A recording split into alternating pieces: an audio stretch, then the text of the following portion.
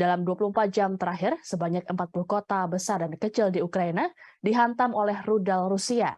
Kabar ini dilaporkan oleh Staf Umum Angkatan Bersenjata Ukraina pada Kamis 13 Oktober. Berdasarkan laporan pemerintah setempat, Rusia menargetkan pemukiman di wilayah ibu kota Kiev. Rusia melakukan penyerangan menggunakan drone pada Kamis pagi. Gubernur Kiev Oleksiy Kuleba mengatakan berdasarkan informasi, awal serangan itu dilakukan dengan drone kamikaze buatan Iran. Dalam serangan drone kamikaze ini, sejumlah infrastruktur mengalami kerusakan. Serangan ini menghantam lebih dari 30 rumah bertingkat dan kediaman pribadi, jaringan pipa gas, dan saluran listrik di kota Nikopol di wilayah Dnipropetrovsk. Akibat serangan ini, sebanyak 2.000 keluarga tak mendapatkan akses listrik. Saat ini, tim penyelamat dikerahkan ke lokasi untuk melakukan penanganan.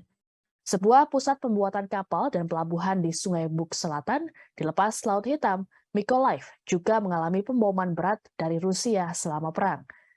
Sementara itu di kota Avdiivka, serangan Rusia menewaskan sedikitnya 8 orang di sebuah pasar. Rusia pun memperingatkan Barat bahwa apabila mereka membantu Ukraina, maka mereka adalah pihak yang terlibat langsung dalam konflik. Rentetan serangan ini terjadi ketika Ukraina pada Rabu 12 Oktober lalu mengumumkan keberhasilannya merebut kembali lebih banyak wilayah di selatan. Dalam kesempatan itu, Kiev juga mengapresiasi janji Barat untuk mengirimkan sistem pertahanan udara guna melindungi diri dari serangan rudal Rusia.